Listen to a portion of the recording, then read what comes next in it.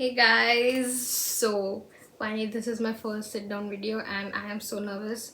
Please bear with me if there are any cuts.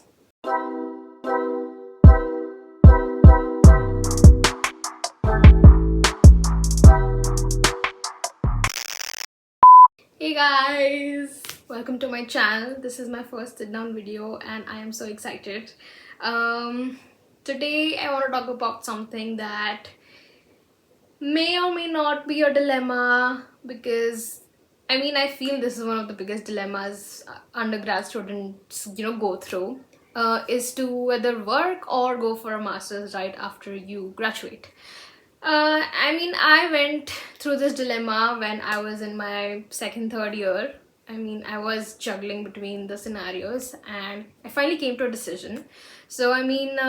Both options have a lot going for them and both have their pros and cons. I just want to share my perspective on these 2 points. First, I will be talking about why I feel going for a master's is a better option, and then I will talk about why working is a better option. So the first point is definitely it is gonna master your knowledge. When we're in undergrad, we don't go through such practical concepts of some subjects. We just go through theoretical parts of it. I think, but when we're doing a master's, the 1 year or 2 year intensive course is basically just focused on how you use your knowledge in practical problems. From day one, you start working on real world scenarios and real world problems, and it just really skills up your knowledge in a particular subject. And obviously you get to learn so much more about the subject that you love. Actually cover the subject from 360 degrees, and actually makes you more industry ready. And definitely doing a master's is also going to help you choose a very narrow pathway. It's really going to make things so much more clear for you because of the depth that you're going to go in that subject. You will know what you want to do, where you excel at. Next, we have making great connections. That's going to help you in the future. This is a no-brainer. Having international students as your friends, and the faculty from all over the world, I think the level of intellect that they have, and just the culture and all, and again the connection, what position they are in.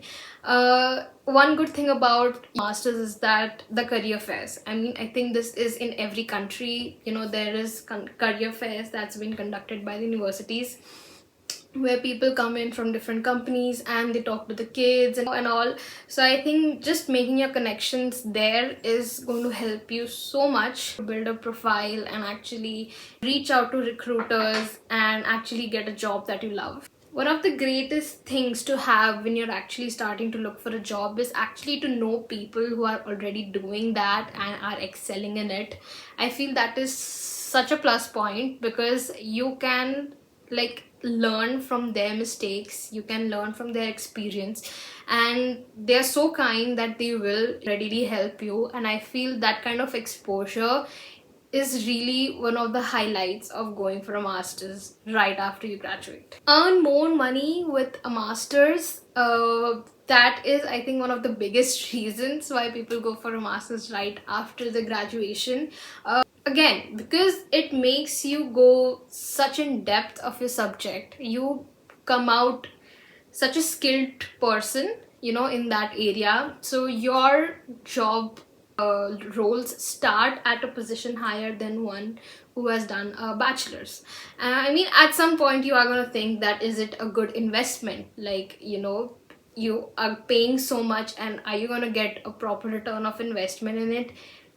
Let me tell you, it is going to be one of the best investments of your life. Another study shows that doing a master actually increases your chances of finding a relevant job by 78%. And I feel that is one of the biggest assurances that actually this is a great investment for your life. Next, we have a master degree enhances your personal development. I could not agree more with this point because studies aside, if we just take into perspective living alone in a foreign country with new roommates or maybe alone, you know, managing your bills, your expenses, your food while studying, I think that is such a boost to your personal development. Because in India, as an undergraduate, we don't really need to depend on our skills. We have a hostel with a mess provided, and things are pretty easy. But I feel going for a master's abroad and just dealing with everything, you know, by yourself is going to be a huge boost to your personal development. Again, you will be forced to talk to people, to make contacts, and again, which leads us back to the previous point, that socializing and making contacts, you know, when you do your masters is gonna help you a lot. Skills like professional skills, communication skills, time management, motivational skills, and independence in general, I mean, these all factor in your personal development. Next is you're going to be a part of the best team, your professors, your guest lecturers. And one very well known point is after a long break, it's really hard to get back into the groove of studying. I've heard this a lot, I've seen this a lot. I've seen people working for 5 to 6 years and then going for a master's and actually struggling with the most basic concepts that we did in our undergraduate. I mean, yeah, some might be able to cope really easily, but many struggle because you're not gonna, you know, you're not used to going back to your, you know, home and just revising what you did. You're working, you get a task, you finish it before the deadline and you move on. You are not retaining anything as such, so obviously those skills of your, you know, might start fading away. So yes, that is a big reason why people choose to go for masters right away, because you're saving your years and you are also already in the flow of studying, and your, you know, memory retention is kind of at its peak right now. So some countries have a master's course for 2 years, and if you're someone who really doesn't want to waste, you know, even 2 years doing a master's, I mean, it's not a wastage anyway. So you can go for 1 year courses. I mean, they're super intense as compared to the 2 year courses, but you start earning a little faster. Generally, employers don't see such a huge difference whether you've done a 2 year course or a 1 year master's course. Another very interesting point is that some scholarships are only available for students who do not have work experience. I mean, it makes sense because you do not have work experience, you have not earned a lot of money on your own, so you know the scholarships are for you. So this point really comes in handy when you're thinking about, you know, how expensive masters are, because you might think that they are expensive, which you are right, they are expensive. Moving abroad is not, you know, something cheap. So but scholarships like these will really help you fund your studies and bring it down to some amount that, you know, you can afford. So these are the points why I feel masters is, you know, a better thing to do when you are like fresh, you're a fresh graduate. Now I'm going to talk about why working is, you know, a good option for these, for some people. So work experience can help you figure out what you want to study. So every, you know, individual functions differently. Some realize what they want to do in their 8th or 7th standard. Some are confused even when they graduate. Some are confused even when they do a master's. So I feel stepping right into the burden of, you know, getting a master's and you just using those years which, you know, you're not sure like if you want to do that subject or not, this is where working really helps. Because when I interned at an MNC, I saw that things that we study in our undergrad is so, you know, less compared to the job opportunities out there. I mean, they do teach you the basics and all, but the kind of job roles that are out there, they are huge, they are like insane. There's so much to do, and I feel taking up a job is going to help you explore. You might get shifted from one team to another team, and then you realize, oh, I actually like this more. And then you might decide, you know, that okay, this is what I want to, you know, dive in. So then you can choose to do a master's. And if, you know, you're someone who takes the time and they need a lot of exposure and opportunities to, you know, finally come down to a decision. Again, the next, like, the big factor is you can save money and you can use all your savings for your master's degree. I mean, this is one of the best things to get get some work experiences, because you might not be such a load on your parents. You will have a good chunk of money to spend for your masters. You might not be able to pay everything. You might have to take a student loan and all, but at some level it's going to be much easier on you as compared to someone who just graduated, because they haven't earned so much, right? So their loans are going to be huge, their interest on the loan is going to be huge, but it might not be that much for you. Plus you've also gained perspective that yes, this is what I want to do. So it's a win-win situation. Next is initial work experience in a relevant field. What you want to do your masters in is a huge add-on to your CV and your application and your profile in general. The next point is not applicable to many but can be applicable to some. Maybe if you didn't finish your undergrad degree with a good score, or a score that you maybe not just satisfied with, getting a work experience is going to hide that fact, because many countries are GPA centric and they really look at your marks and your grades. And if you're someone who did not score well, you can kind of cover that with your work experience, because if had this been a fresher, he or she would have really struggled, because again, as I mentioned, GPA, it plays a big role.